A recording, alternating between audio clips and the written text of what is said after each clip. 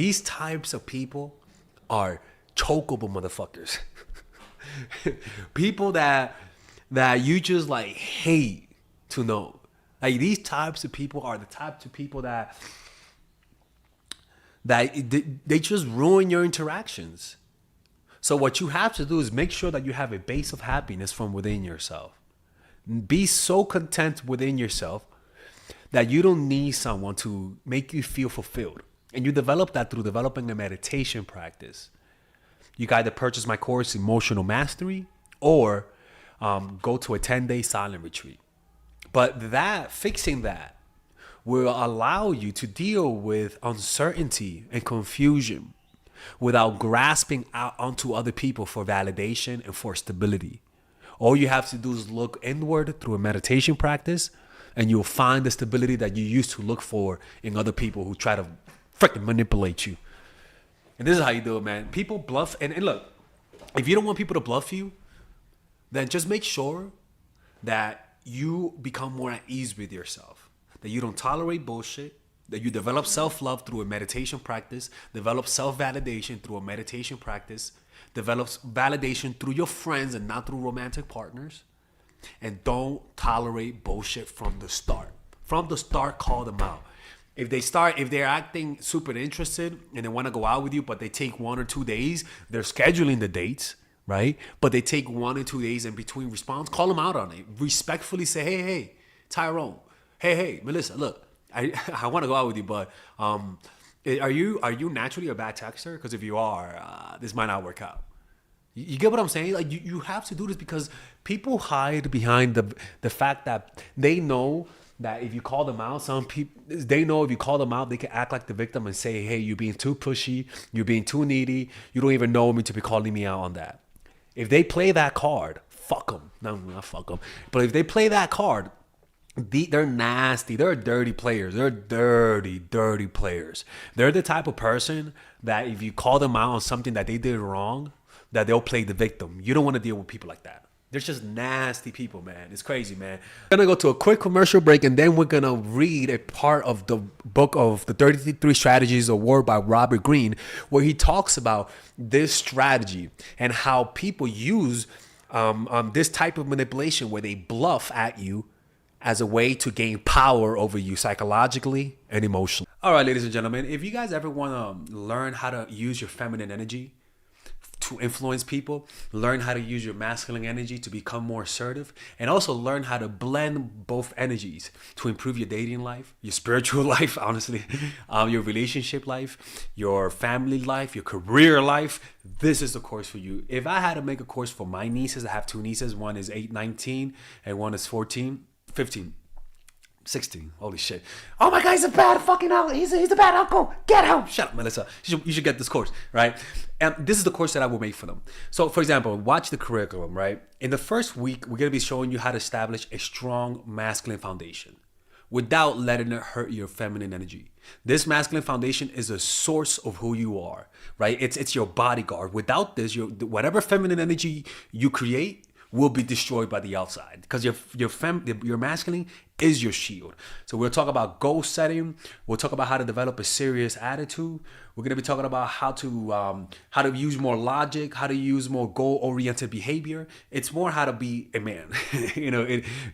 Now the next one is how to embrace the feminine energy, right? This one would teach you about how to minimize excessive masculine traits, developing self-awareness, healing abundant feminine energy, regulating your emotion, mastering voice qualities and facial expressions, surrendering control, and allowing pain to be felt. This is honestly, this will supercharge, like Kaioken, your masculine energy. After that, we have femininity in the workplace and how to be feminine in the workplace without letting people take advantage of you, and the nuances of how women on power should behave versus women who are subordinates in the workplace, and even the dress code. This is based on psychology, people. It's kind of insane. I'm actually excited about this one. The next week, we talk about navigating the labyrinth of male and female friendship. And this, a lot of women find confusing, so we talk about that. And how to identify envious friends, how to identify the good friends, how to keep male friends, and how to keep female friends. Week 5, we talk about how to release the burden of the past and stop and destroy mental projections. This is actually really powerful. And then in week 6 we talk about how to increase your observational power so that you can read people better. And we have a bunch of bonuses. The course starts at $99, and you guys can pre-order the course today at $69 before it goes out. If you're watching this, most likely I'm in the meditation retreat, so I will be praying for all of you guys. And just click on the description down below of the video. Right there, you'll see it, and you can pre-order that course. It's gonna be out by the end of next month or the beginning of February of March. One of the two people, because I have a 10-day retreat to do, and I want to finish the course after the retreat, because I think the ideas are gonna be so much better. All right, man. I'll see you guys later. Pre-order, man. I'm closing the channel. There's a chapter in the 33 Strategies Award that talks about that, and we're going to be listening to it so that we can expand upon what we're talking about. And their chapter is about defeating them. What is it about?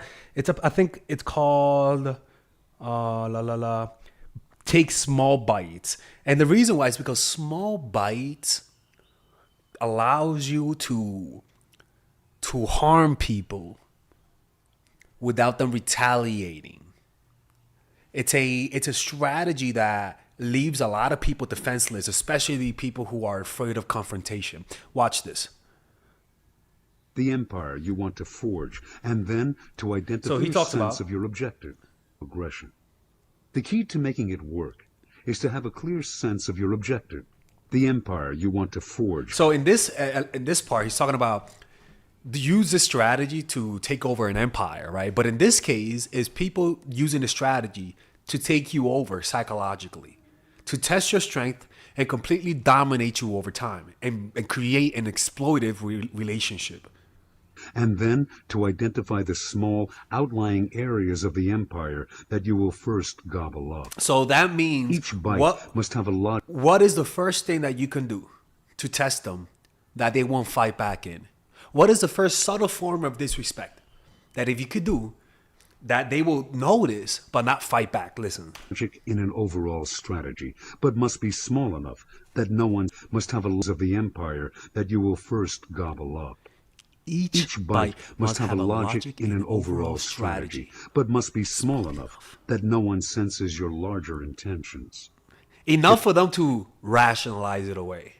If your bites are too big, you will take on more than you are ready for and find yourself overwhelmed by problems. Right? So if they disrespect you too obviously, your defenses go up. But if it's a subtle disrespect, your defenses don't go up. And so that will, then you could get, if they keep doing it, then it's enough for them to get used to it. It's almost like heating up a frog slowly, that they don't notice what's really going on. If you bite too fast, other people will see what you are up to. Let the passage of time masterfully disguise your intentions. So they disrespect you a little bit today, and time passes. Then you get acclimated. And then they disrespect you in this direction, in that direction. And over time, people will just begin to dominate you psychologically. And it's usually bite by bite. Give you the appearance of someone of modest ambition. By the time your rivals wake up to what you have consumed, they risk being consumed themselves if they stand in your way. Keys to warfare. The strategy works as follows. Suppose there is something you want or need for your security and power. Take it without discussion or warning, and you give your enemies a choice, either to fight or to accept the loss and leave you alone. This is honestly so psychologically profound, because what he's saying is that you test a country's strength and a country's resolve by literally taking something from them. Not too big, but small enough, but not too big for them to risk war. And then they have a choice, either fight or become conservative and say, well, it's no big deal. And usually what happens is that they say it's no big deal. And so the time will pass, and then you take another bite. Enough for them to notice it, but not enough for them to want to go full out war for. This is just honestly, it's how people bluff. They want you to notice the pain.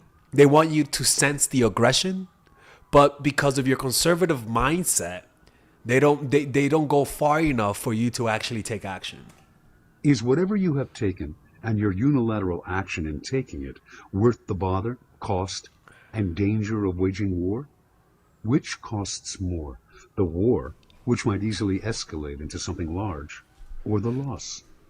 Take something of real value, and they will have to choose carefully. They have a big decision to make. Take something small and marginal, though, and it is almost impossible for your opponents to choose battle. Yep. There are likely to be many more reasons for leaving you alone.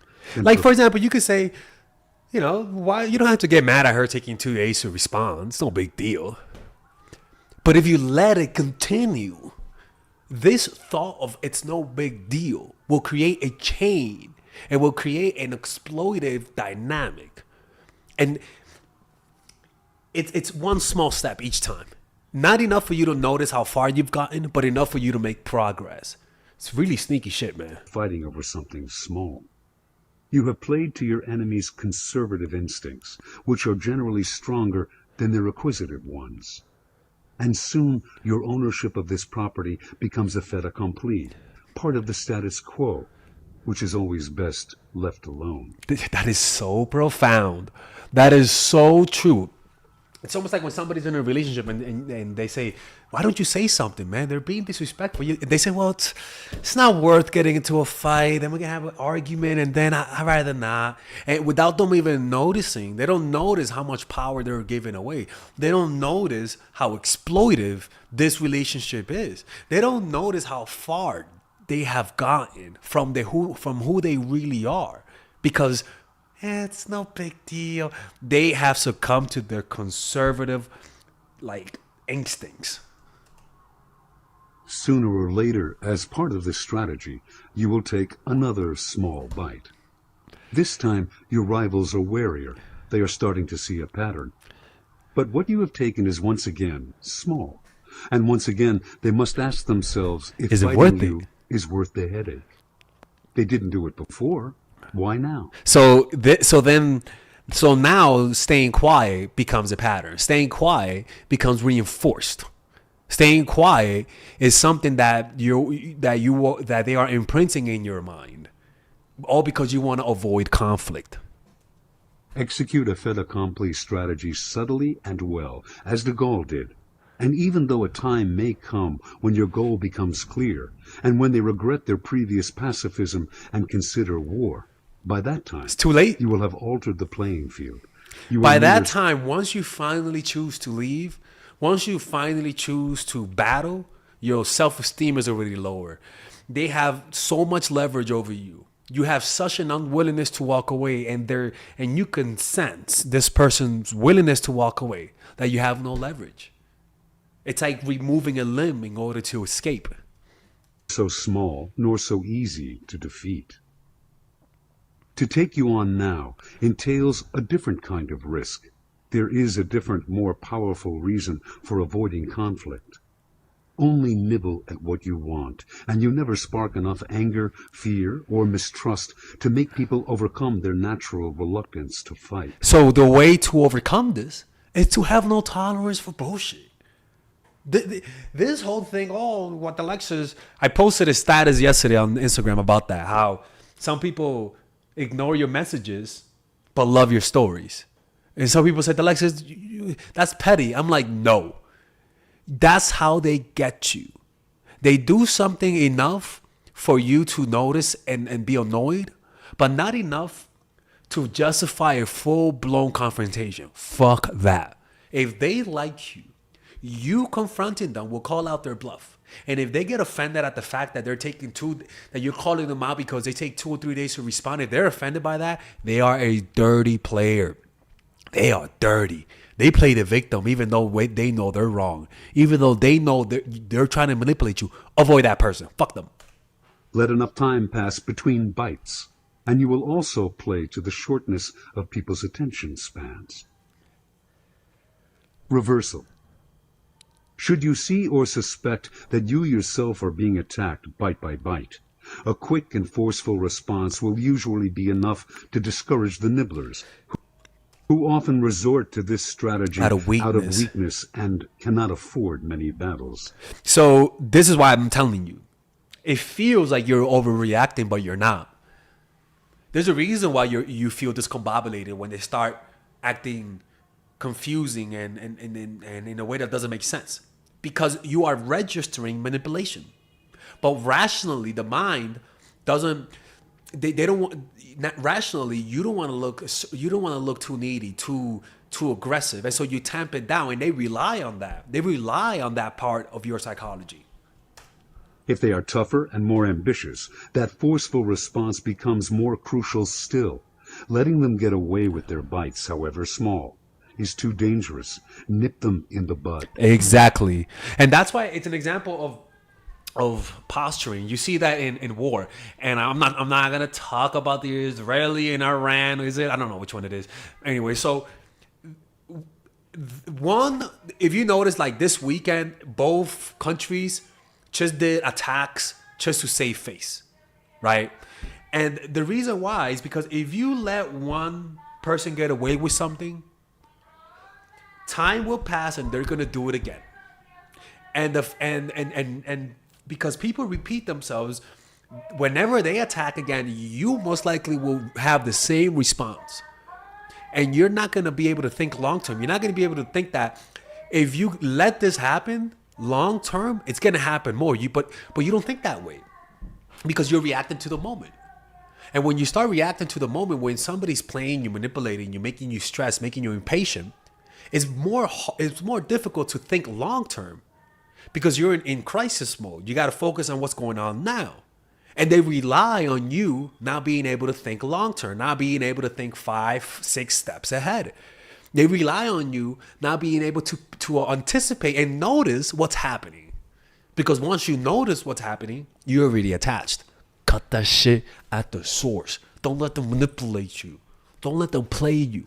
If they say you're overreacting, then you say get over that bridge and get the hell out. Anyways, be safe, people. Bye-bye. All right, if you guys enjoy these videos about stoicism, dating, relationships, self-help, moving up in life, I would recommend you guys check out some of my courses that I have for sale. These courses are courses for men and women.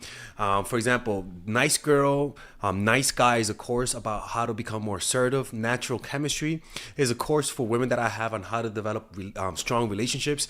Dark Game is a controversial course that I have for guys on how to attract women in their life and keep it. It's not as dark as it seems, but we do talk about some dark psychology in here. Psychological Game of Attraction is a course that we made for women who are single. And as you see, we have a course about how to develop charisma, emotional mastery, which is a course about how to develop a meditation practice and how to improve your emotional life, to become more resilient, to not let rejection hit you so hard, to be able to bounce back from failure. I have a course called Nice Guy, which is a course for guys who are single and guys who want to be able to develop more assertiveness training, right? Most of these courses come at $99. And there you could also purchase the bundle where you guys can purchase all of the courses in one go at a discounted rate, right? We have a bundle for women and a bundle for men. So click in the description down below to check them out. You could browse around and see the courses that you like. And if you don't like them, you guys can ask for a 30-day money-back guarantee, and I'll give you guys the money back, okay?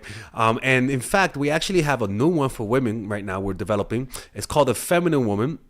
So if you're a woman watching, this course is specifically to help women become more feminine, to embrace their feminine while embracing their masculine energy. And I'm actually going to make a course for that, like that for men, which is called the Masculine Man, which is a course on how to develop masculinity and develop masculine energy, to attract women in your life, to attract business success in your life, to be able to be better socializing, to read people better.